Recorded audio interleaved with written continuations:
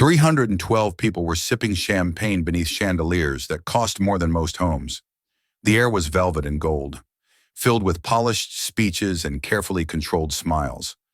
But the moment Alexandria Ocasio-Cortez said the colonel's name, just one name, Melania, Trump's crystal glass slipped from her hand and shattered on cold marble. The room gasped. A waiter froze mid-step, and for exactly 4.7 seconds, no one spoke. Because in that instant, every person in that ballroom realized this wasn't about gossip. This was about power, and the silence used to protect it. What if the First Lady of the United States wasn't just hiding a secret, but had built her entire public life around keeping it buried? And what if the one woman brave enough to say it out loud didn't raise her voice, but simply asked the one question no one dared to face? What if silence isn't innocence, but strategy? This is a dramatized story, inspired by real tensions, real emotions, and the all-too-familiar machinery of power. This narrative blends imagination with truth to ask what happens when someone finally pulls back the curtain. The characters are fictionalized. The feelings they evoke are not. There was something sacred about the way the ballroom breathed that night. The New York Liberty Gala, held once a year inside the century-old Belvedere Hall, had always been an evening of controlled elegance where senators clinked glasses with CEOs, and the press, for one night, kept their notebooks closed. Gold chandeliers dripped light like honey, casting a warm glow over navy tuxedos, satin gowns, and whispered conversations stitched with power. Velvet curtains framed 20-foot-tall windows. A classical string quartet nestled in one corner, bowing out Vivaldi's Winter with such precision it felt almost mechanical. Waiters glided between polished tables like shadows. Silver trays balanced effortlessly, champagne fizzing like quiet secrets. At precisely 8:21 p.m., the music paused. Not abruptly.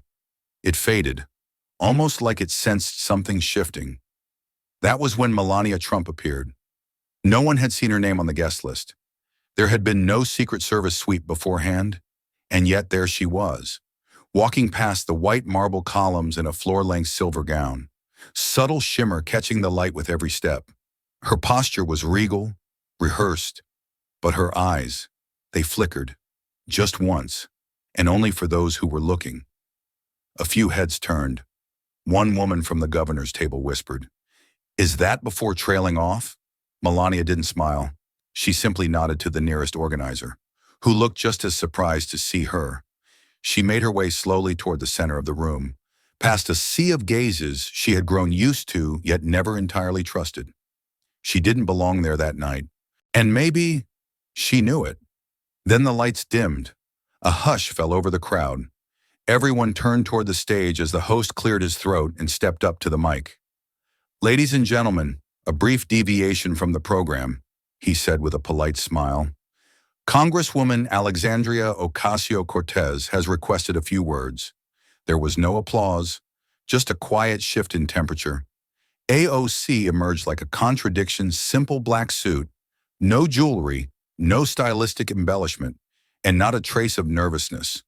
No teleprompter, no cue cards. Just her and a small, manila folder clutched loosely in her left hand. She reached the podium and waited. Waited until every fork was lowered, every conversation halted, until even the waiter stopped mid-pour. And then she said it. "This isn't about scandal. This is about the truth. And it begins with the First Lady." The silence that followed wasn't awkward. It was surgical, the kind that cuts. All eyes turned, slowly, like synchronized gears in a machine suddenly grinding to a halt, toward Melania standing now near the dessert table, untouched glass of champagne in one hand, and her free hand gently brushing the side of her gown. She didn't speak. She didn't flinch, but she blinked. Just once. The quartet didn't resume. The servers didn't move. The host stood frozen, lips parted, but without a sound. It was as if the room itself had stopped breathing. What truth? What beginning? And why now? Guests looked around for clues, for scripts, for someone else to take the mic. But AOC held the moment quiet, unwavering. Her eyes scanned the room, not with defiance, but with expectation. Like she already knew that everything after tonight would change. And somewhere in that stillness, amidst all the wealth, the perfume, the polished shoes and expensive lies, someone's phone buzzed. Then another, and another. One notification read, "Did you hear what she just said?" And suddenly, the ballroom felt like a courtroom. Melania stepped backward just a little, not out of fear, but like someone bracing for impact. And across the room, AOC raised the folder, not high, not dramatically, just enough for the cameras to catch it. Then she said, almost softly, "I don't need to raise my voice. The evidence will speak." Alexandria Ocasio-Cortez stood still for a moment longer, as if weighing the weight of the silence she was about to break. Her fingers brushed over the thin manila folder resting on the podium, not in hesitation, but in ritual. The ballroom remained breathless. It was no longer a room of donors, diplomats, or dignitaries. In that second, it was a stage built by power, and now held hostage by one woman's question. She opened the folder slowly, no theatrics, no rush, just deliberate movement. A single sheet of paper faced her. A whisper passed through the crowd like a wind trying to find an exit. Then came the name, Colonel James Renner. It landed like a dropped glass on marble sharp, clean, shattering something invisible. Gasps were audible. One man near the orchestra muttered, "No way," under his breath. Phones came up like reflexes. Screens lit. Thumbs moved. The room shifted, not physically, but psychologically, because they all recognized that name, even if they hadn't said it out loud in years. Renner hadn't appeared in headlines since a quiet, unexplained reassignment 2 years earlier. No scandal, no press conference. He'd simply vanished from public view like smoke sucked out of a room. And now, his name echoed from a congressional voice in a ballroom built on secrets. AOC didn't look at Melania. Not yet. She looked straight ahead, voice steady, calm, but sharp enough to slice velvet. "You didn't just meet him," she paused. "You moved him. You silenced him." A few people shifted in their chairs. The kind of restless discomfort that comes when a script is abandoned and no one knows what scene comes next. Even the host, still lingering at the edge of the stage, looked down at his shoes. AOC turned her gaze now finally toward Melania. Not accusingly, not cruelly, just directly, like someone who had waited long enough for truth to stop hiding behind protocol. He was assigned to Central Intelligence Coordination in the spring of 2022. 4 weeks later, without notice, he was transferred to a logistics unit at Fort Sumter. 3 weeks after that, he vanished from the public registry. No press release, no reason. But do you know what happened in between? Mrs. Trump Melania didn't answer, but her body changed, slightly. The hand that had once rested gracefully on the base of her champagne flute now clutched her wrist instead, just below the bracelet. Her shoulder line stiffened. Her chin tilted upward, not in pride, but in an unconscious act of preservation. AOC didn't wait for a reply. "You met with him 5 times in private residences, off schedule, off record, and not once did the logs reflect those visits. You didn't just make a mistake. You erased a pattern. Cable news, which had previously cut away to other segments, snapped back to the live feed. Across America, living rooms grew quiet. In diners and VFW halls, older viewers leaned in. The First Lady, one of the most photographed women in modern political history, was now center stage for something no stylist could fix. AOC tapped the folder once, a soft but definitive sound. She didn't wave it, didn't open it further. She just let the weight of her words fill the room. This isn't tabloid gossip. This is a question of access, of accountability, of how far silence can go before it becomes a security risk. Melania blinked. Once, twice, she didn't speak. But in that moment, no words were needed. Her silence said everything, and the country was listening. By the time Alexandria Ocasio-Cortez stepped off the stage, the gala had fractured into something unrecognizable. No more chamber music, no polite murmurs of wealth, only static gasps, twitching fingers, and the invisible screech of tectonic plates shifting beneath the surface of American politics. She didn't stay for photographs, didn't wait for a standing ovation or backlash. She simply descended the narrow stairs and vanished into the service corridor behind the velvet curtain, her silhouette, the last thing many remembered before the phones took over.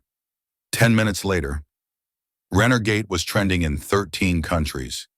In Nebraska, a retired colonel at a VA center whispered, "James Renner," but he was, and then fell silent, eyes wide.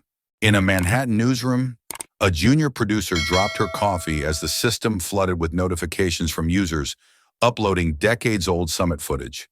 And in Florida, inside a high-security compound with soundproof walls and biometric locks, the First Lady's senior advisor turned to a young aide and muttered, "Full lockdown." Now, across X, formerly known as Twitter, the digital storm rolled in without mercy. Someone unearthed a clip from the Madrid Economic Forum 3 years earlier, just 17 seconds long. Poorly lit, but unmistakable Melania stepping out of a black diplomatic vehicle, turning slightly and smiling at a man in military dress. A tall man, square jaw, colonel's insignia visible even in low resolution. She had placed her hand on his arm as they entered the venue. Innocent, perhaps, but now context twisted it like wire. On TikTok, a grainy shot from a Serbian airport re-emerged Melania boarding a private plane alone. Yet behind her, a blurred figure in uniform moved swiftly, shielding his face from cameras. The video had been ignored in 2022. In 2025, it hit 1 million views in under 90 minutes. Cable news anchors adjusted mid-sentence. MSNBC cut back to the gala feed. Fox News went into overdrive. One commentator half shouting, "This is not just about gossip, this could be a breach of protocol at the highest level." CNN pulled up an old Senate oversight file mentioning Renner's sudden transfer. NPR ran a segment titled, "The Disappearance of a Colonel." No one had answers, but everyone had questions. And Melania. She said nothing, no tweets, no statement, no photos leaving the venue. Her security detail rerouted her exit, diverting to an underground tunnel connected to a nearby hotel. No press followed. Inside her team, cell phones were taken, devices scrubbed. Her chief of staff issued one sentence to the press pool. "The First Lady will not be commenting at this time." But silence, in moments like this, behaves like gasoline. Conspiracy theorists awakened like they'd been waiting for years. Podcasters recorded emergency episodes. Body language analysts uploaded side-by-side comparisons of Melania's expressions with timestamps and arrows. One clip, just 5 seconds, showed her blink twice at the podium. Someone captioned it, "Guilt speaks when words do not." Meanwhile, Alexandria disappeared. No post, no follow-up, no press conference. She had said her truth, and like a match lit in a dry field, she let the world do the burning. And burn it did. By morning, the White House press office had fielded over 200 formal media inquiries. The Joint Chiefs issued a rare no comment on military personnel transfers, and somewhere in a small town in South Carolina, James Renner's childhood home had a single black SUV parked outside with tinted windows, engines still running. For millions watching the chaos unfold, one thing was clear: this was no longer a rumor. It was a reckoning, and it had only just begun. Behind the curtains of history, few noticed the stillness. Not the stillness of peace, but of absence. The kind that echoes inside the East Wing, where everything was silk, sculpture, and schedule. Melania lived in a palace of quiet that muffled even her own breath. The White House gleamed for the world, but to her, it often felt like a mausoleum, polished, preserved, and cold. At official dinners, The president spoke long, firm sentences about deals and doctrine. Melania nodded, smiled, wore gowns that shimmered under chandelier light, but her eyes always drifted. Not in rebellion, in resignation. She remembered a winter night during the second year of his term. Snow fell gently across the south lawn.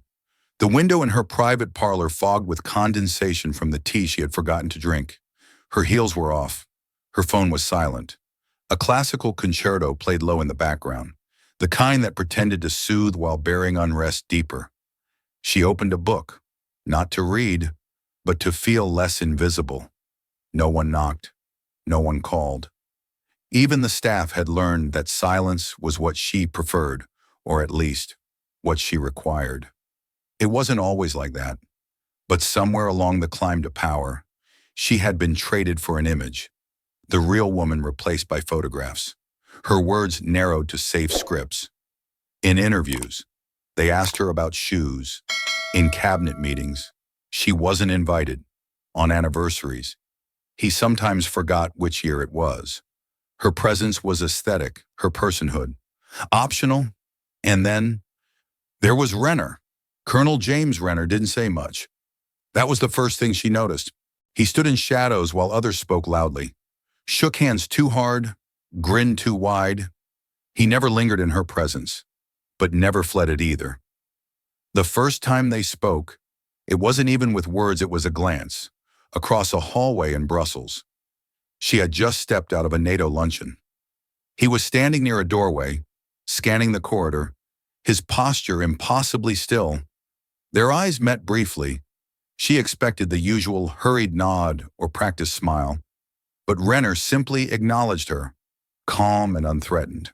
No presumption, no agenda. She found herself looking for him at the next summit. She didn't know what she was looking for, just that when he was nearby, she felt seen, not watched, not judged, just seen. In one meeting overseas, where foreign ministers argued about oil corridors and missile shields, she found herself stepping into a garden to breathe. Renner was stationed nearby. He didn't follow, but when she paused by a fountain and glanced over her shoulder, he was there, not watching, but aware, like someone who could sense a storm before it reached the glass. They never had a conversation that would raise alarms. Nothing intimate, no notes passed, no hotel rooms. But over months, something deeper grew, an understanding. In every nod, in every silent acknowledgement, he offered something no one else in Washington had ever given her: respect without performance, attention without expectation, space without abandonment. Back in her residence, in the soft gold glow of antique lamps, she would sometimes pour a glass of red wine and sit alone on the edge of the couch. She'd remember the way he had just once opened a door for her and said, "Careful, ma'am, it's icy." The way he'd said ma'am had no trace of sarcasm, only sincerity. It clung to her more than the silk on her shoulders. She never dared to name what she felt. But in that world of titles, handlers, secrets, and sterile power, Renner had been the only thing that ever felt real. And now, he was gone, erased, denied, like he had never mattered. But he had. To her, he had. And that truth, once buried, was now rising. Alexandria remembered the smell of bleach on her mother's uniform more than she remembered bedtime stories. Blanca worked as a housekeeper in Westchester, 2 trains and a bus from their cramped apartment in the Bronx. Most days, AOC waited at the window until night draped itself over the fire escapes and the sound of keys in the door told her it was safe to exhale.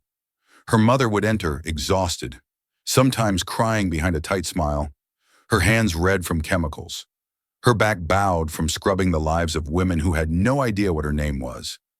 That was Alexandria's first lesson in American architecture, not of buildings, but of distance. Distance between floors, between zip codes, between women like her mother, and women like Melania. Even as a child, she knew there were rooms she wasn't meant to enter, stores where eyes followed her too closely, classrooms where no one pronounced her last name correctly the first time. subways where she learned to wrap her keys in her fist. The Bronx didn't build fragility. It built awareness, survival, fire. She carried that fire into her 20s, waiting tables, balancing college papers with double shifts, watching politicians on the overhead TVs speak of tax cuts for people who thought tipping 20% was charity. Then came the campaign.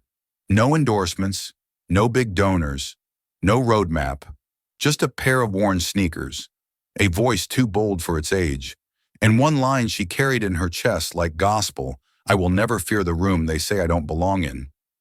She remembered the first time she walked into a congressional hearing. The wood smelled like money. The glances smelled like judgment. But she sat down anyway. She spoke. She stayed. And they learned one by one that she wasn't decoration. She was declaration. To Alexandria.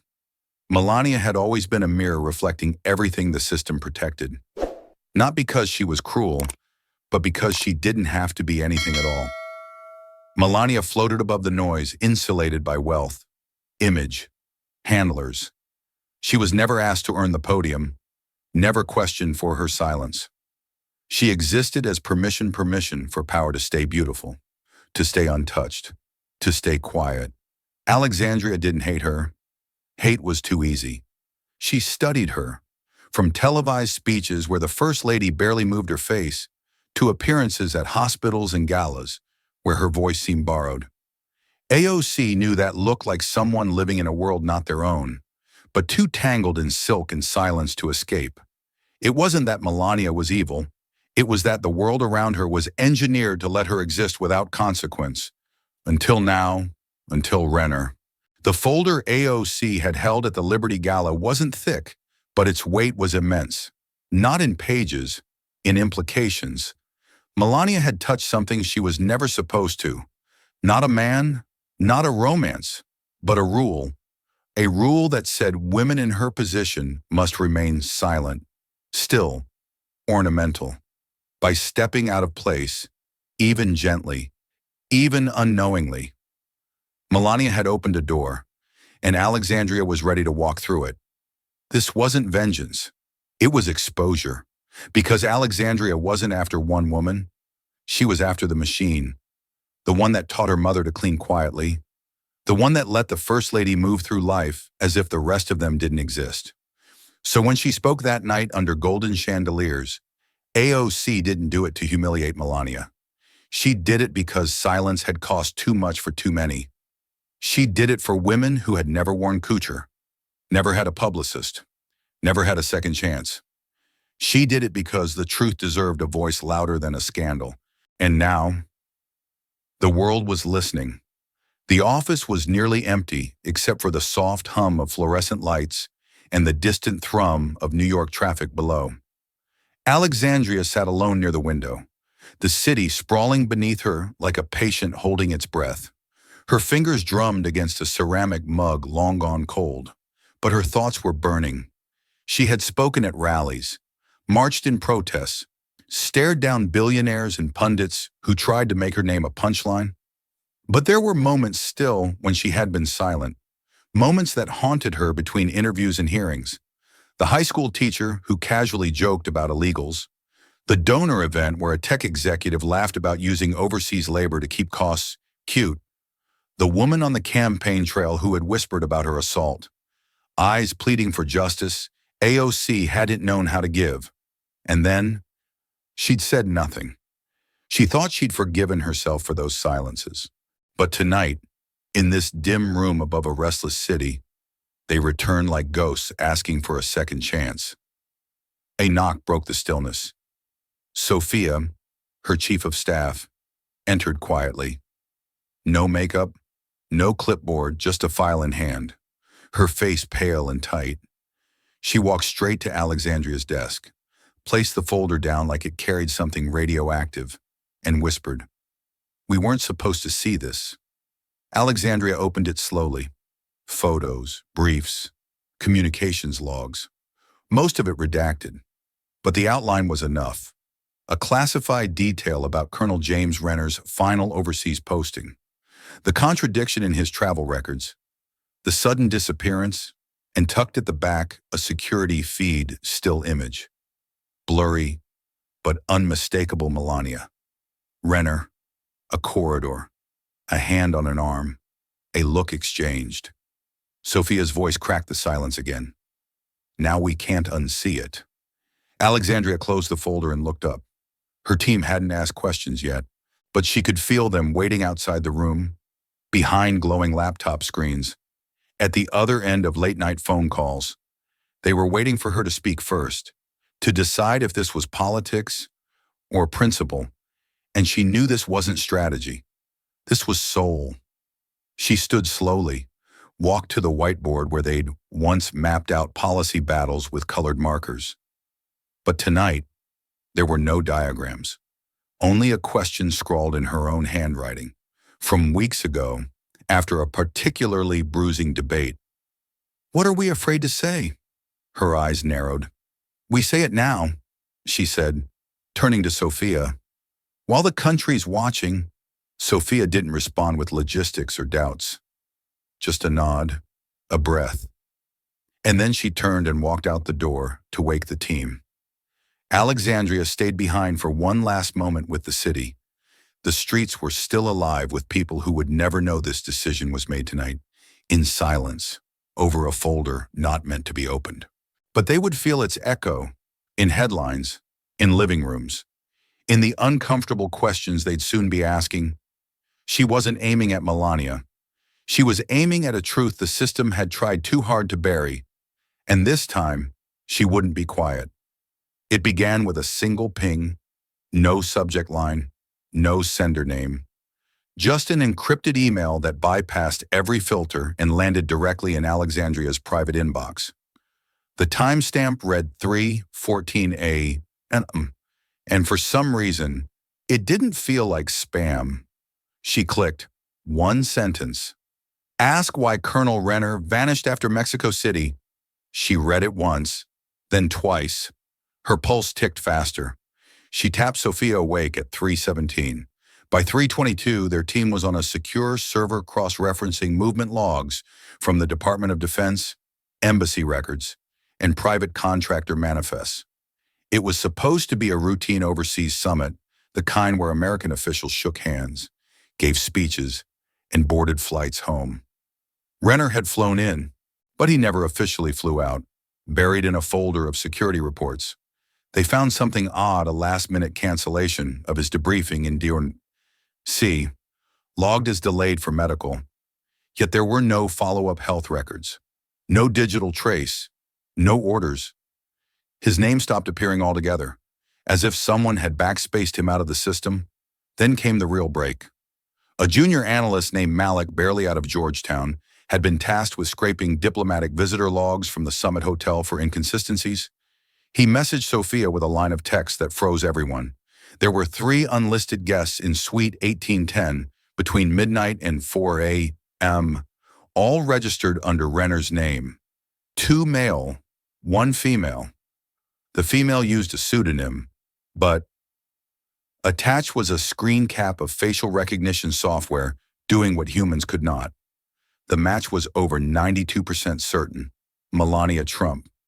The photos were grainy, pulled from a dim hallway camera. Her hair was pulled back, her face obscured by a cashmere wrap. But the profile, the gait, it was her, and the dates matched.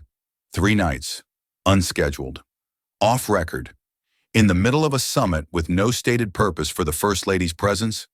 Alexandria didn't speak for a long time. What would a First Lady be doing in a locked suite with a military officer at that hour, during a summit she was never officially supposed to attend? And why, after that visit, did he vanish? The story was too brittle to present yet, too many holes, but the leak had cracked the narrative open like a fissure beneath marble.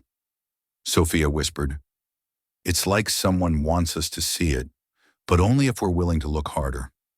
That's when the second email arrived. Same encryption, no text, just an attachment, an audio file. Alexandria's hand hovered over the play button. She looked at Sophia. Neither blinked. The clip began with static, then the low rustle of a hallway, a hotel door creaking. And then two voices, muffled, male and female. Hard to distinguish exact words, but one sentence landed clear. A woman's voice.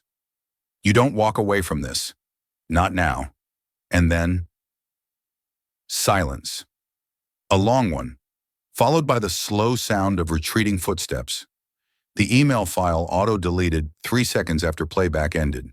By dawn. Renner Gate had already reached trending status again. But now the whispers were darker, more surgical. People weren't just asking about what AOC said. They were wondering where Renner was. Why the military hadn't issued a statement? Why no obituary ever appeared? And one question started gaining traction on the message boards and in private group chats. What did Melania know, and why had no one asked her before the air was thick with the kind of anticipation that precedes a storm? Not weather, history, and someone somewhere was still feeding the thunder. The timeline didn't just whisper, it screamed. AOC's team, now operating more like an intelligence unit than a congressional office, had begun overlaying Melania Trump's known travel history with Colonel James Renner's duty assignments. Initially, the matches felt coincidental public visits, national tours, holiday appearances. But as the patterns stacked, coincidence began to feel calculated. March 4th, 2019. Melania delivers a Be-Best speech in San Antonio. That same day, Renner is logged at Fort Sam Houston, less than 30 minutes away. August 15th, a visit to a children's hospital in Arizona. Renner was stationed at Fort Huachuca during a high-level readiness inspection. November the 2nd, a quiet detour from the White House schedule. Melania's team listed her as off-grid. Renner's leave records list him as non-active. Location withheld. That same weekend, no photos, no press. Then came the crack in the porcelain. A former base photographer, long retired, posted an old image on a niche veterans forum. The caption was simple: Fort El Paso, spring 2020. One of the strangest days I've ever shot. At first glance, it was an ordinary shot, military drills blurred in the background, warm desert sun bleeding across the frame. But in the lower right-hand corner, just out of focus, were two figures, a woman in ivory slacks and a blue scarf, a man in full uniform, no hat, his hand not at salute, but resting lightly on the woman's back. Someone zoomed, someone enhanced. It was her, Melania Trump, and Colonel James Renner. No press detail, no known event, and no visible security, which broke standard operating procedure for any appearance of the First Lady. The internet took the image and dissected it like scripture. Body language experts began appearing on morning news panels. One former Secret Service officer said coldly, "That's not protocol, that's personal." Another chimed in, "There should have been a visible perimeter." And there wasn't. That's a breach or an intentional absence. The photo was picked up by newsrooms within hours. CNN aired it beside a flashing banner, "Unseen moment Melania and Renner at Fort." Fox blurred the image slightly but still ran the segment. MSNBC brought in a military historian to discuss the chain of consequence when First Ladies go rogue. By noon, hashtags splintered into factions. Shocker, Rennergate. Shocker, where is Renner? Fort El Paso cover-up. AOC hadn't spoken since the gala, but her silence only poured gasoline on the fire. Without issuing a single new word, she had flipped the nation's media ecosystem into a frenzy. Inside the White House, damage control surged into overdrive. One aide leaked that 3 crisis meetings were held within 12 hours. Another claimed Melania's team was scrambling to verify, erase, or explain the Fort El Paso appearance. But every explanation fell short. There was no official record of her visit there. No manifest, no mission.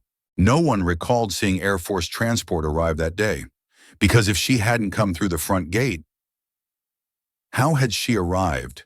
The narrative was unraveling, and for the first time since AOC had uttered Renner's name, Melania Trump herself was no longer a symbol, she was a subject.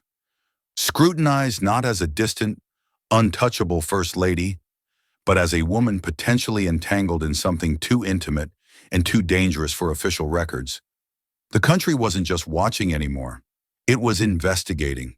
By 7:04 a.m., the image from Fort El Paso had already become a banner across CNN's morning segment.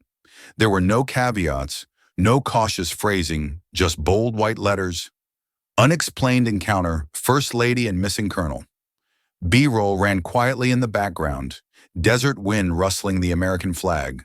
The blurred photo again, enhanced now with a glowing red circle around the two figures. CNN's anchor, usually measured, couldn't hide the edge in her voice. If this was nothing, why is there no record? Why is no one talking? By 8:30 a.m., MSNBC joined in panels of experts debating everything from power dynamics in high offices to the ethics of silence. But across the cable aisle, Fox News struck a very different tone. Their chyron read smear campaign AOC's political stunt targets. First Lady. The host scoffed on air. This is what happens when you put radicals in office, baseless accusations, doctored photos, coordinated chaos. He didn't mention Renner by name. Neither did anyone on the panel. Instead, they focused on AOC, her ego, her thirst for the spotlight, her need to destroy what she can't become. The divide was growing. Online, the nation cracked in two. One side flooded Twitter with threads of dates, maps, photo comparisons, TikToks with voiceover analysts, Reddit threads connecting every unverified sighting of Colonel Renner since 2021. People scrolled for hours, drawn into the gravity of a mystery that felt stranger than fiction, but somehow more honest than politics had in years. The other side clung tightly to the idea of fabrication, that AOC had orchestrated the entire thing, photoshopped, staged, weaponized public emotion. Conspiracy hashtags emerged. Deep state setup. Renner never existed. But beneath the noise, something more chilling settled in. The White House issued a brief, robotic statement. The First Lady has no comment on circulating rumors, which are both false and harmful. Not a denial, not an explanation, just distance. Melania herself had vanished again. No sightings, no updated schedule. Her official social media went dark. The silence only fueled the frenzy. News networks began doing retrospectives on Renner's military career, interviewing former colleagues. A single quote from one of them aired across 5 networks. He wasn't the kind of man you forget, but suddenly everyone's pretending they did. And still, AOC said nothing. Since the gala, she hadn't posted, tweeted, or spoken publicly. Every journalist tried. Every camera lingered outside her office. But inside, her staff moved with quiet intensity, eyes locked to screens. Printers whirring, folders closing just as fast as they opened. They weren't done. They were preparing. And in the stillness of that silence, the media began to shift. It wasn't just about partisanship anymore. It was about control, about who got to ask the questions, about who was brave enough to say, this doesn't add up. One network summed it best, flashing a new segment title just before a commercial break from fashion icon to possible witness. Where is Melania Trump? For the first time in her public life, Melania was no longer being photographed. She was being investigated. For 6 days, the country waited for her to speak. But Melania Trump said nothing. No tweets, no press release, no cleverly worded post from her stylist's account, not even a whisper from the East Wing. The silence wasn't just absence, it was presence. Heavy, deliberate, impossible to ignore. It became a wall, a strategy, and for some, a confession. Her next public appearance was already scheduled, a long-standing commitment to visit the pediatric oncology wing of a Manhattan hospital. The White House considered canceling, but to cancel would suggest she had something to run from. So they didn't. The morning air was crisp, too crisp for spring, and the cameras lined the hospital's curved entrance like vultures waiting for movement. When the black SUV pulled up, time seemed to hold its breath. The door opened, and there she was. Silver heels, cream-colored coat, hair set into place, though not as smooth as usual. Her makeup was immaculate, but her eyes betrayed exhaustion. Not the kind that comes from lack of sleep, the kind that comes from watching your world loosen, inch by inch, from the bolts that once held it in place. She waved briefly and walked inside. For 45 minutes, she visited room after room, smiling gently at children, kneeling beside their beds, asking their names. To the press cameras trailing her, it might have looked no different than any other First Lady visit. But to the hospital staff, something felt off. Her hands trembled slightly when she accepted a handmade drawing from a girl named Maya. She dropped her clutch once a tiny moment, quickly smoothed over, but the nurse nearby noticed the flash of frustration in her eyes. In the final room, a toddler reached up and touched her cheek. Melania didn't flinch. She closed her eyes just for a second and let her palm rest over the child's fingers. The nurse said it was the only moment that seemed real, but it was what happened backstage that would haunt those who saw it. There was a long mirror in the private green room set aside for her security detail and wardrobe adjustments. The kind of mirror that didn't flatter, didn't lie. Melania stood alone in front of it, unaware that one staffer, frozen in the hallway, could see her through the slightly open door. She wasn't adjusting her dress. She wasn't fixing her hair. She was staring at herself, not vainly but like someone trying to recognize the woman staring back. Her shoulders tensed as if bracing for something. Her chin lowered. She exhaled slowly, and for a moment, just a blink, her expression broke. The high cheekbones, the practiced elegance, the soft poise, all of it flickered. What replaced it was something almost childlike: fear, confusion, maybe even guilt. Then the door creaked, and she turned sharply. Composure snapped back in place like a mask made of porcelain. She left through the side exit, escorted by Secret Service, speaking no words. By that evening, the clip of her visit aired across every major network. Analysts dissected every gesture, every look, every hesitation. The freeze frame of her looking in the mirror, captured accidentally by a hospital security camera, was leaked online by morning. It was shared millions of times under the caption, "When the First Lady saw herself." No one could say what she was thinking, but everyone felt it. And the silence she carried began to speak louder than any speech ever could. The backlash came like a storm, not unexpected, but fiercer than anyone had predicted. Within hours of Melania's trembling hands making the evening news, conservative pundits began to circle their wagons. Cable shows lit up with headlines like "AOC's cruelty on display" and "Turning grief into politics" on a slick graphic aired on a primetime panel. Fox News labeled her the Congresswoman who weaponized a woman's pain. Clips from the Liberty Gala were replayed, slowed down, dissected, distorted.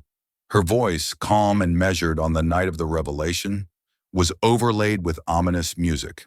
One commentator leaned forward, eyes sharp behind his glasses, and said, "Melania Trump may be a former First Lady, but she's also a wife, a mother, a woman who has been through more scrutiny than most of us could bear. And now she's being paraded through the court of public shame by a woman who claims to fight for justice. But where is the justice in humiliation?" Hashtags like "Rishi shame on AOC" began to trend. Protesters appeared outside her New York district office holding signs that read, "Let women heal and compassion over cruelty." Even some centrist voices hesitated. The tone shifted. What had been a revelation of truth began to be reframed as an attack not on corruption, but on vulnerability. Her staff went into defense mode. They pulled late nights drafting press releases, clarifying timelines, resharing footage that emphasized the facts: the file, the name, the midnight meetings. But for every clip they posted, a new one emerged with her face frozen in what now seemed like aggression. The court of public opinion had splintered. Truth was no longer the point. Optics were. And yet, through it all, Alexandria Ocasio-Cortez remained silent. For 5 days, she said nothing, no tweets, no interviews, no response to the panels. Her allies urged her to speak, clarify your intent. One House colleague advised, "Say you feel for her. Just soften the message." But she refused. because she knew softening it now would mean she never meant it to begin with. Then came the Oversight Committee hearing. It was a standard session, originally scheduled to discuss veterans' healthcare procurement, but when she entered the chamber, the reporters knew something else was coming. They leaned forward in their seats, hands on recorders, cameras blinking red. Midway through the discussion, she requested the floor. Her tone was calm, her posture unshaken. Her words, however, landed like thunder. There are people who say I crossed a line, that I turned pain into politics, that I should have let the silence speak for itself. But I'll say this and let it be clear, silence is the most dangerous thing in power's playbook. Silence lets secrets rot behind flags. Silence lets women disappear beneath titles. Silence is why Colonel Renner's name was almost forgotten. And if telling the truth makes people uncomfortable, maybe it's time we all get uncomfortable. The room held its breath. Even the opposition, for a flicker of a second, went still. That clip, 37 seconds, became the most shared congressional soundbite in months. Some still called her ruthless. Others began to reconsider. Lines were drawn, not just politically, but emotionally. Supporters doubled down. Detractors grew louder. But one thing was certain. The country was no longer watching passively. It was choosing sides.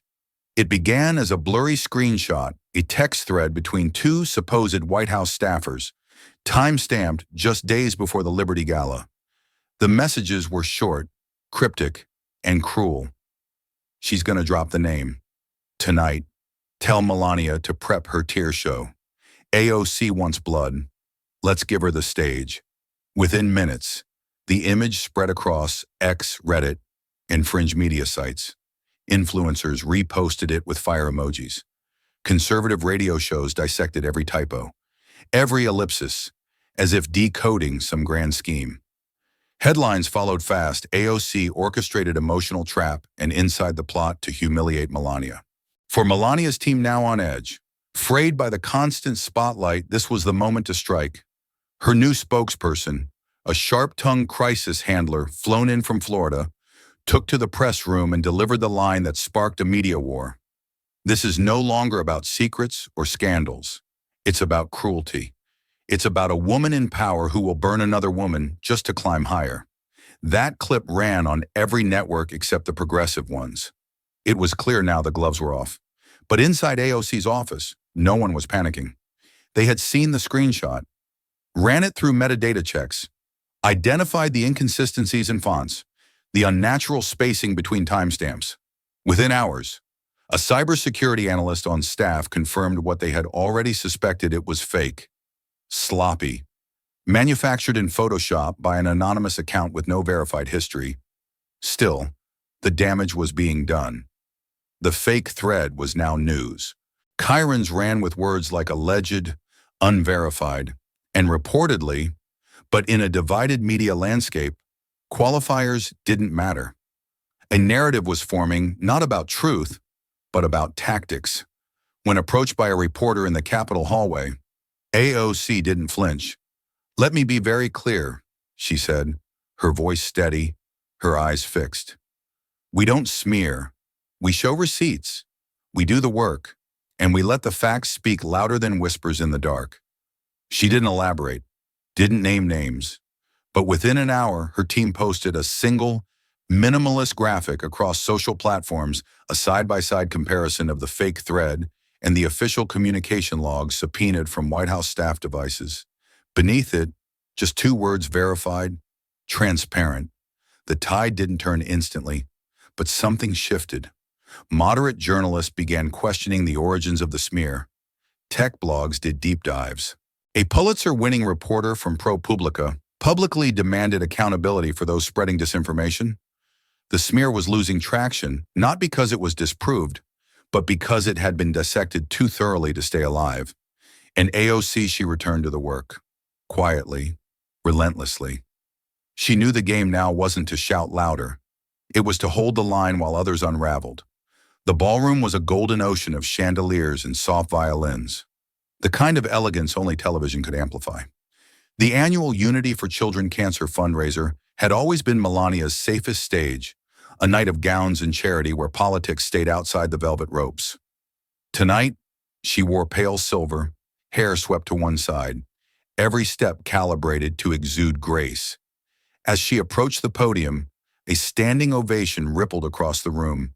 Cameras panned gently to celebrities, donors, diplomats. Applause swelled. The teleprompter cued her smile. Tonight, we celebrate courage. The kind found in the smallest hearts facing the greatest battles. Her voice was soft, almost melodic, as she looked down at the front row children in small suits, parents clinging to hope. Her hands rested lightly on the edge of the podium. For a brief moment, there was peace. Then came the vibration. Two aides in the wings, nearly hidden behind gold drapes, turned toward their earpieces. Another staffer leaned in, whispered something urgent, short. Within seconds, a fourth aide approached the stage stairs with a phone in hand. His face was drained of all color. He mouthed it, "The files just dropped. All of it. Somewhere backstage." A laptop screen flickered as the drive loaded high-resolution photos, visitor logs, travel schedules. A handwritten note, security footage, timestamps from Fort El Paso's restricted wing, all encrypted, now decrypted, and now public. A sudden flicker passed through Melania's expression, barely perceptible, but real. Her eyes darted left, then right. For half a breath, her composure cracked. We are reminded," she continued, the pause too long now to ignore, "of the strength it takes to fight." She swallowed hard, her next word catching in her throat. One hand reached for the side of the podium. The other reflexively touched her earpiece only to remember she wasn't wearing one tonight. The room remained politely silent, but cameras were zooming in. Her thumb trembled. A deep breath. Another pause. The mic wobbled in her hand, and then she did something unexpected. She stepped back. Not far. Just one small, quiet step. Enough for every trained eye to know something had gone wrong. She turned briefly, as if checking the side of the stage, then faced the crowd again with a forced smile. It didn't land. Behind the curtain, a digital storm had erupted. Major outlets had already picked up the drop. Push notifications pinged across devices nationwide. On CNN, breaking White House visitor records contradict official timeline in Renner case. On MSNBC, exclusive images show late-night access granted to Colonel James Renner. Even Fox cut to a developing story banner, unsure whether to attack or defend. Back in the ballroom, the host and actor, known for his Oscars charm, walked gently toward the podium, placing a hand on Melania's shoulder as he whispered, "We can rap here if you want." Melania nodded once. Small, controlled. She left the mic behind, walking down the stairs slowly. Applause trickling in again this time, confused, scattered, unsure whether to clap for strength or sympathize with collapse. No statement was issued that night, but the nation had already watched the moment frame by frame. A poised first lady, a frozen sentence, a tremble, a falter, and one golden step back that said everything her press team never could. The fall had begun not with a headline, but with silence under lights. By sunrise, America had already watched it in slow motion again and again. 3 different camera angles, from 3 different news outlets, captured the precise moment Melania stepped back from the microphone at the cancer fundraiser. Her falter, her silence, the faint trembling in her fingers as her hand reached for something invisible. The entire ballroom, frozen in uncomfortable empathy, now replayed in the palm of every phone in the country. CNN cut it with soft piano music, calling it the moment the mask cracked. Fox blurred the tremble, framing her exit as grace under pressure. But it wasn't the cable news cycles that detonated the culture. It was TikTok, a 15-second edit stitched together the charity stage, the frozen mic in her hand, then a sudden dissolve into that now infamous image from Fort El Paso, Melania, in a soft blue coat, standing inches from Colonel Renner, her gloved hand touching his. The kind of touch that didn't need a caption. Just undeniable. The background blurred, their expressions unguarded. Her smile wasn't political. It was personal. That clip hit 10 million views before noon. By lunchtime, Reddit had turned into a war zone. One post titled, "She didn't say a word, but we heard everything," reached the front page in minutes. Thousands of comments followed, most focused not on scandal, but emotion. That wasn't guilt. That was heartbreak. It's not even about cheating. It's about being caged. A woman who blinked at the wrong second, and the world saw her life fall apart. The audio remixes came next. Some used cinematic music behind the moment. Others matched her stillness with narration from Maya Angelou, Nina Simone, even AOC herself. One viral post paired the clip with AOC's line from an earlier hearing, "Silence is the most dangerous thing in power's playbook." It hit differently now. The algorithms couldn't keep up. Instagram Reel, YouTube compilations, hashtag storms, Dreyer's Melania step back, Dobrush the moment she fell, Renner was real, even satire accounts joined in some cruel, others piercing.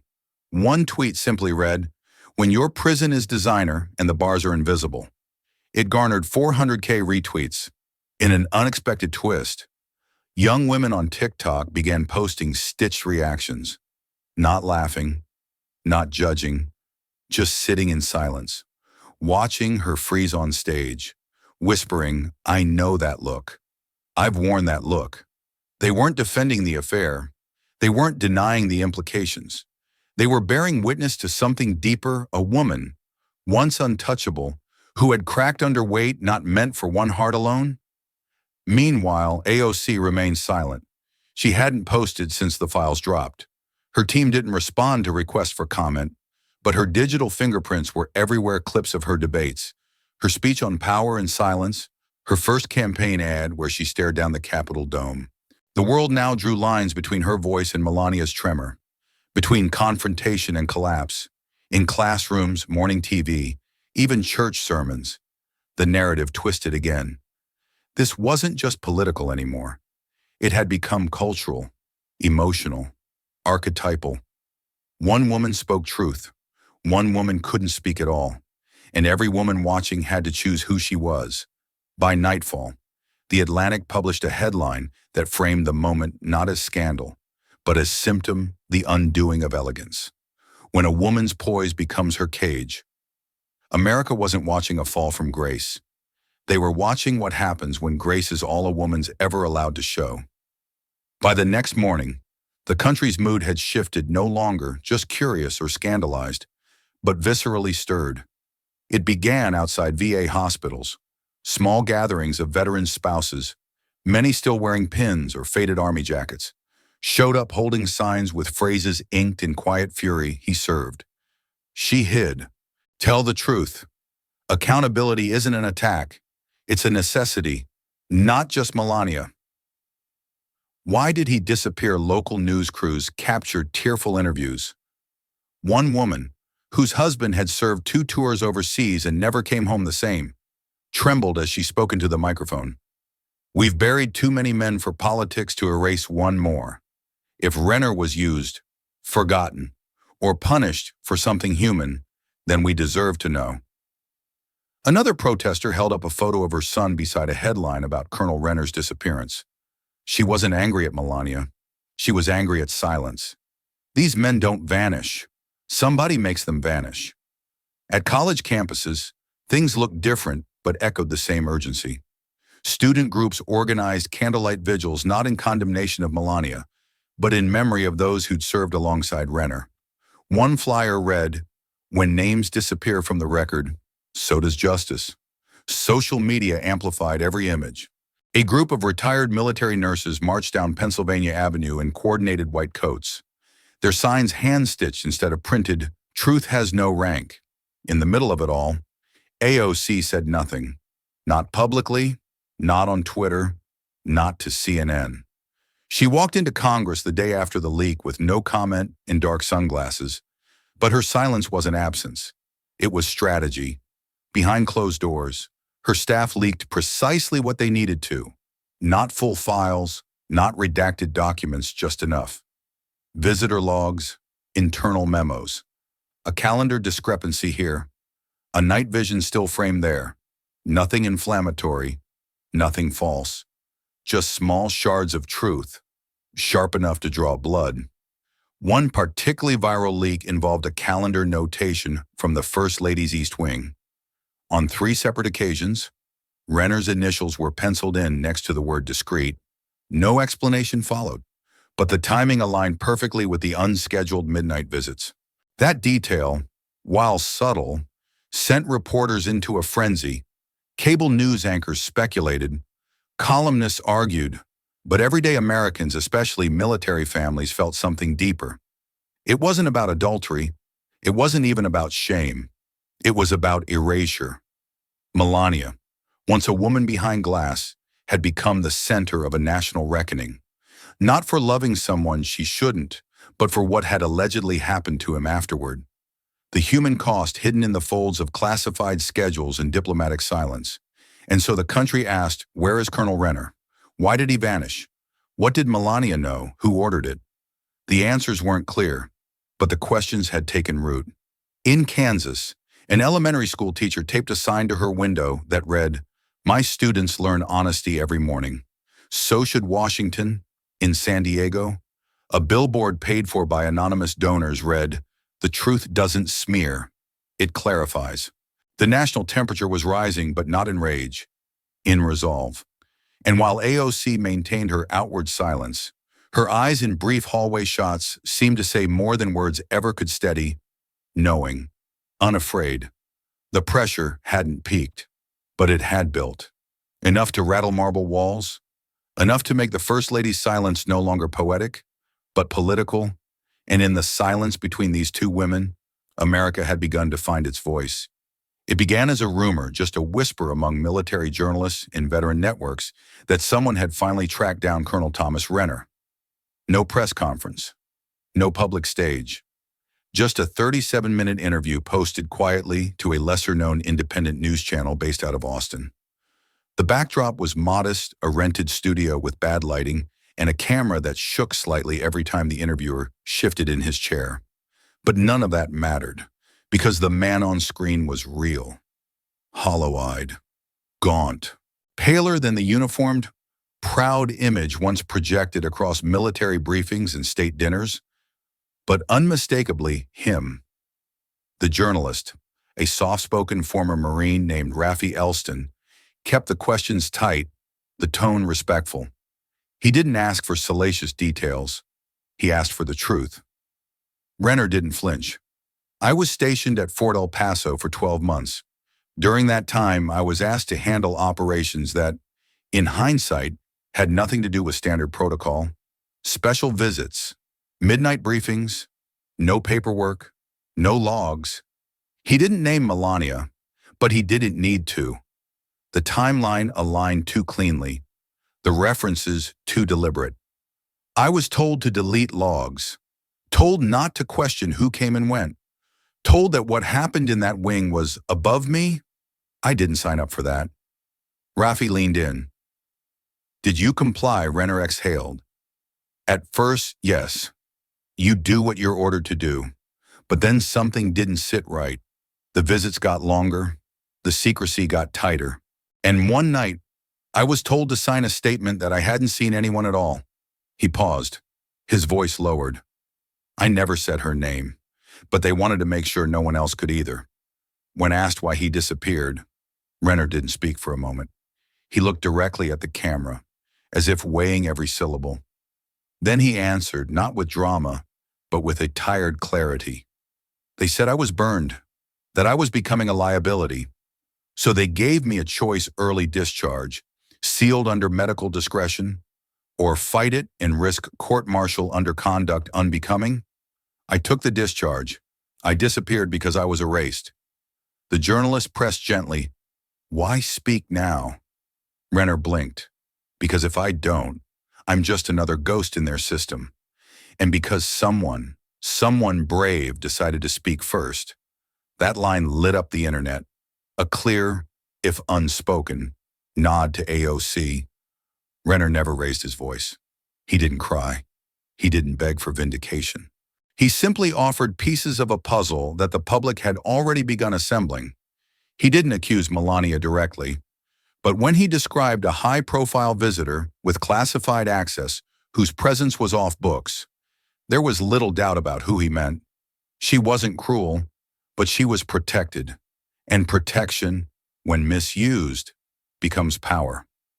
Within hours of the interview's release, major news networks scrambled to verify the footage. Military officials issued bland denials. The White House offered no comment, but America had already seen it. Clips of Renner's interview flooded TikTok, Twitter, even late-night monologues. One moment in particular went viral. I served my country. I didn't serve a shadow. In living rooms across the nation, veterans sat in silence. Some nodded, some wept. Some picked up the phone and called fellow soldiers they hadn't spoken to in years. Renner hadn't named names, but he didn't have to. He'd spoken plainly and in a system built on secrecy. That alone was revolutionary. No cameras were allowed inside. That had been her one condition. No reporters, no flashing lights, just a quiet, unannounced visit to a children's cancer clinic tucked in the suburbs of Tempe. Arizona, a place too small to make national news, but big enough to still carry meaning. Melania arrived alone, dressed plainly in soft gray slacks and a long-sleeved blouse that didn't scream First Lady. It whispered someone trying to blend. Her only company, a single Secret Service agent who waited by the doors and pretended not to hear the whispers following her down the hallway.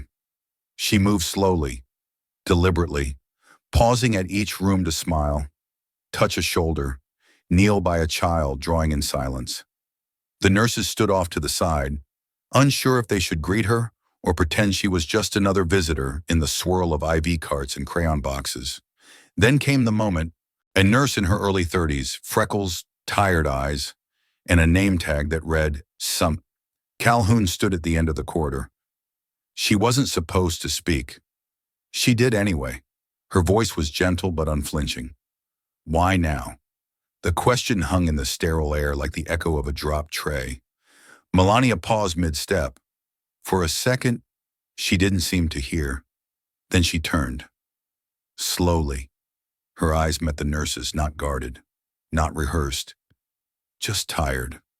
She stepped closer, close enough that no microphones could have caught it even if they tried. Her answer came low, almost a whisper. Because disappearing doesn't fix anything. The nurse blinked. She wasn't expecting honesty. Not from her. Melania didn't elaborate. She didn't need to.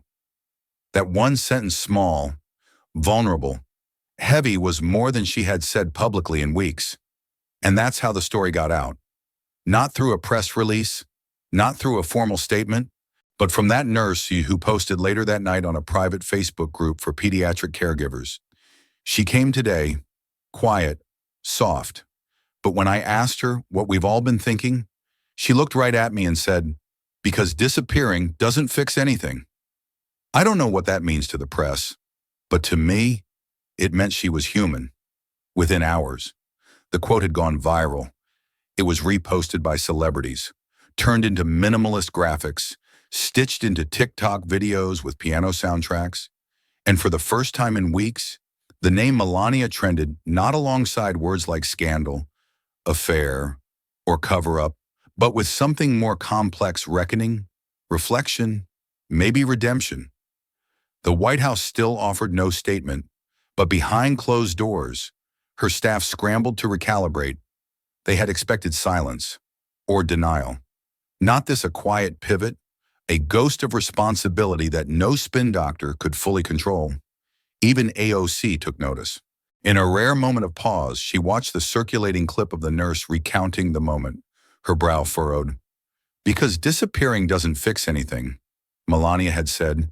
AOC didn't smile, but she nodded just once. Because whether it was strategy, sincerity, or some strange mix of both, one thing was clear. Melania Trump had spoken.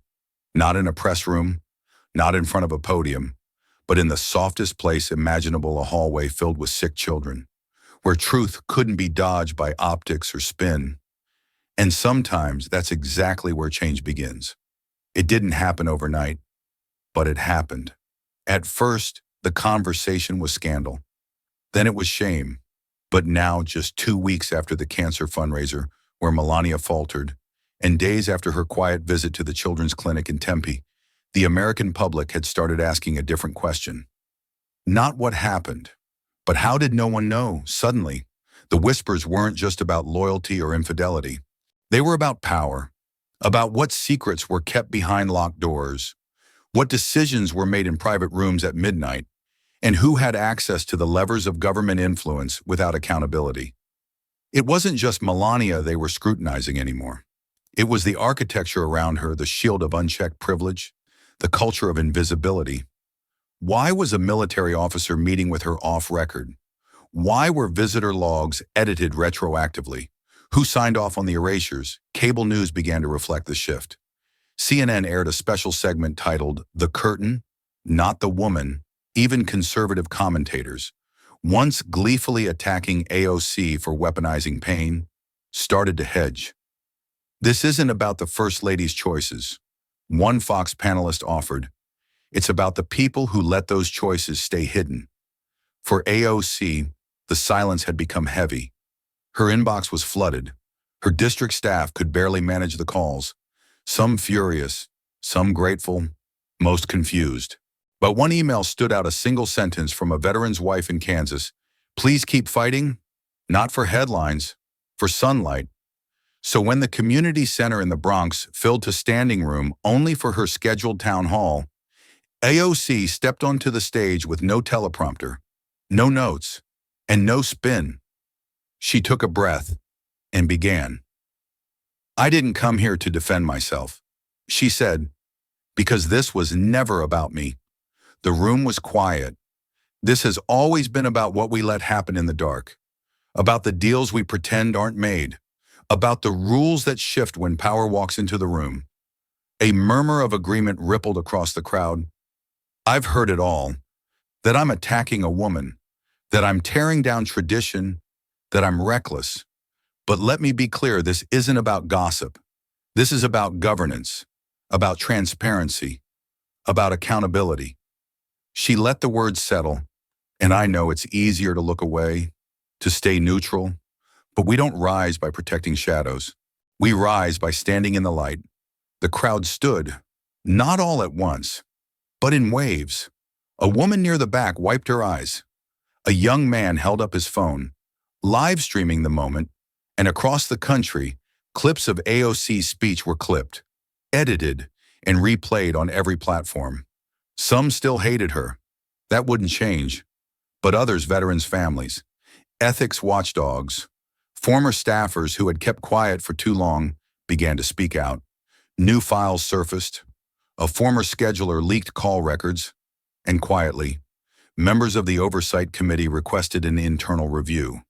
The narrative had shifted, not by force, not by scandal, but by something far harder to manufacture: moral clarity. And the woman who once stood alone at a podium now had a movement behind her. The storm didn't end with a headline.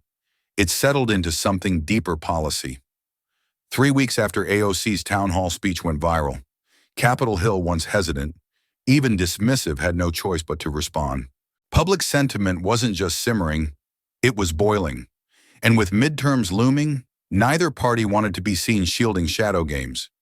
The first domino to fall was the Whistleblower Protection Expansion Act. Drafted in a rush but refined with bipartisan input, it passed 312 to 121 in the House and 62 to 38 in the Senate. For the first time, protections were extended not just to federal employees, but to private contractors and embedded military personnel who flagged ethical concerns within civilian political interactions. The legislation had a name, but what gave it power was a face: Colonel Renner. He never testified, but his off-the-record interview with an independent journalist where he described being asked to delete logs that should never have been hidden had become a rallying cry. His refusal to name names didn't matter. Everyone knew. And that silence, measured, dignified, carried weight. It was the kind of moral restraint Americans weren't used to seeing in scandal. The Pentagon couldn't ignore the heat. Days after the act passed, the Department of Defense released a statement announcing the launch of an unprecedented internal audit, a full-scale review of all unscheduled, undocumented meetings between senior military personnel and civilian officials over the last 10 years. The name of the initiative, Clear Lines, it was more than symbolic. For years, critics had argued that the proximity between the military and the executive branch had blurred, that formal chains of command were being bypassed by informal relationships, dinners, retreats, private briefings, even midnight visits to residences, all off-book, all deniable. Now, for the first time, those blurred lines were being traced. At first, the audit stayed quiet. Names were redacted, timelines vague. But as pressure mounted, summaries were released to the public, carefully curated, but revealing enough to change the conversation. One summary in particular lit a firestorm. It documented a pattern: 3 high-level officials meeting regularly with a member of the first family without advance notice or Secret Service authorization. The implication wasn't criminal, it was constitutional. Who was influencing national security policy? And why was it hidden? Cable networks hosted roundtables. Editorials flooded the presses. But it wasn't just pundits talking. It was teachers, asking students to write essays on the difference between power and influence. It was veterans groups, posting statements about the chain of command being sacred. It was young voters, sharing TikToks with captions like "Privacy isn't a privilege when you hold public power." And through it all, Melania stayed silent. She had returned to her work, quiet visits to children's centers, brief appearances at non-political events, but the woman who once commanded fashion headlines now moved like someone aware of how far ripples could reach. Even AOC, in a rare podcast interview, admitted this was never about punishment. It was about pressure so that silence wouldn't win again. The ripple effects were no longer metaphor. They were structural, legislative, cultural. It was a country, slowly, reckoning with what it allowed to happen in the margins. And those margins were finally being rewritten. It wasn't on any official schedule. No podiums, no statement to the press, just a small meeting room on the 3rd floor of the Capitol, its windows sealed, its lights low, its door watched by 2 aides who knew better than to ask questions. At 3:41 p.m., Alexandria Ocasio-Cortez walked in first. Her stride was measured, a folder in her hand. At 3:46, Melania Trump entered wearing no heels, no makeup, just a navy blue coat that swallowed her frame. The door shut behind her, and the hallway went still. For nearly an hour, no sound emerged, no cameras, no staffers inside, no recording devices. Just 2 women, one at the height of political fire, the other standing in the shadow of a scandal that had become too large to control, facing each other across the quiet. What was said in that room has never been disclosed, but what followed told its own story. At 5:02 p.m., Melania's official account posted a single sentence on her personal letterhead, centered, no caption, no further comment. Truth doesn't ask for comfort. It asks for courage. The words traveled fast, picked up by every news outlet within minutes, translated into 26 languages by the next morning, printed on posters in downtown D.C., and shared in whispered conversations on military bases where wives and widows had been watching too long from the sidelines. AOC didn't issue a statement. She didn't need to. Her team, when pressed by reporters, simply responded. The Congresswoman believed a direct conversation free from performance was necessary. That's all we'll say, but the ripple was unmistakable. Insiders noted a shift in Melania's tone almost immediately. She canceled a fashion event in Paris, declined 3 offers for exclusive interviews. Instead, she began working quietly with a bipartisan group focused on ethical reforms around military family boundaries, choosing not to lead it, but to sit in the back during early meetings, listening more than speaking. AOC, meanwhile, channeled the moment into action. She reintroduced a transparency bill long stalled in committee, this time attaching a clause inspired by Melania's quote. The clause was simple but radical, requiring an annual ethics audit of all civilian political interactions with embedded military personnel, reviewed by a third-party counsel with no executive ties. One reporter from The Atlantic, piecing together fragments from aides who had heard murmurs through closed doors, described the meeting as less a confrontation and more a reckoning, not a debate of facts, but of feeling, of responsibility, of womanhood, of what it meant to be seen as a symbol and still carry private pain. Photos leaked days later, unofficial, blurry from the parking garage below the Capitol. One showed Melania, hand on the door of her car, her face unreadable. The other showed AOC, standing still beside a column, eyes closed as if holding something fragile between her breasts. Neither woman looked victorious. Neither woman looked broken. They looked, instead, like something had passed between them, something unspoken, something not meant for spectacle. And in a city where silence often hides shame, this silence felt different. It felt sacred. The auditorium lights flickered once, then steadied. Folding chairs creaked as parents shifted, and a low hum buzzed through the room, the kind of quiet tension that always settled before a high school debate final. At center stage stood a 16-year-old girl with box braids pulled into a loose bun, glasses slipping slightly down her nose. A tremble in her hands she tried to hide by gripping the edge of the podium. Her voice wasn't loud when she began, but it was clear. My name is Kamira James, representing Roosevelt High. My topic today, accountability and leadership. Her opening statements were sharp, data, citations, headlines. But it was her closing minute that silenced the room. She paused, looked down at her note card, then let them fall to the side, looked out at the crowd, and said, if we don't hold the powerful accountable, what example do we set? The room didn't erupt into applause. It didn't need to. A quiet rose instead, something heavier, more respectful. Teachers glanced at each other. Parents blinked harder than usual. One judge set down her pen, folded her arms, and simply nodded. That line hadn't come from a textbook. It came from a hearing 6 weeks earlier. Alexandria Ocasio-Cortez had said it on record eyes level, voice unwavering, in a room full of men who had once laughed at her behind closed doors. The video of her speech had been viewed 30 million times by now. But somehow, hearing the words on a stage in a school gymnasium felt more profound, more permanent. Elsewhere, life went on. The scandal had dimmed but not disappeared. Renner had been reassigned to administrative leave. 2 ethics investigations were pending, one still sealed. The Pentagon released a quiet policy reform, buried in page 118 of a 300-page memo. All civilian-military meetings must now be logged and archived. No fanfare, no press conference. But it was there. Melania hadn't spoken publicly since the closed-door meeting with AOC. She had declined Oprah, declined 60 Minutes, even declined a commemorative interview request from Vogue. But she did post one last time.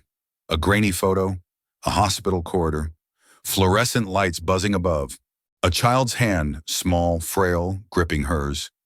No faces shown, just the caption, disappearing doesn't fix anything. 7 words, simple, direct, a mirror of her earlier quote in Tempe. But now they read differently, less defensive, more reflective. In the weeks that followed, the photo became a symbol. It was pinned to community boards, printed on signs during silent walks, and even screen printed onto T-shirts worn by young activists who hadn't cared about politics until this moment showed them why it mattered. The nation hadn't healed. There were still arguments over whether the affair was even real, over whether AOC had crossed a line, or whether Melania had ever meant to step into one. But something had shifted. People were listening, not just to politicians, but to one another. In the classroom, in churches, in living rooms where daughters asked mothers, would you have stayed quiet? And mothers no longer dodged the question. And in that gymnasium, as Kamira stepped down from the stage, her best friend whispered, you sounded like her. Who? Kamira smiled. You know, her. No name needed, no explanation, just the echo of a sentence that now belonged to more than one voice. The lights dimmed, the chairs scraped back, the judges stood, and somewhere, in the stillness before the next debate began, the final words settled across the room, not from a headline, not from a tweet, but from a girl with a voice steady enough to remind the country we are still here, and we are still watching. Of all the stories we tell about power, perhaps the most moving are those that begin not with strength, but with silence. This story reminds us that truth isn't always shouted, it's often whispered, resisted, or painfully revealed. Melania's quiet reckoning, AOC's principled stance, and a student's courage on a school stage each reveals something essential. Leadership isn't about perfection, it's about showing up when it's hardest. In an age where image often outweighs substance, this narrative dared to slow down and ask, what do we owe each other when the cameras are off? It's not just a political tale, it's a mirror held up to us all. Question for you. When was the last time you saw someone choose integrity over comfort, and how did it change the way you see courage? If this story touched you, don't let it stop here. Like, share, and subscribe to Alexandria Rising Stories, where every voice matters, and every story echoes far beyond the screen. This story is a fictionalized and dramatized narrative created for educational, inspirational, and storytelling purposes. While it may be inspired by real public events, people, or societal issues, it includes imagined dialogue, reconstructed scenes, and character interpretations meant to highlight broader themes of justice, dignity, and resilience. Any resemblance to actual events or individuals beyond public knowledge is purely coincidental. We do not intend to defame, mislead, or harm, but to invite reflection and meaningful conversation. Thank you for watching Alexandria Rising Stories.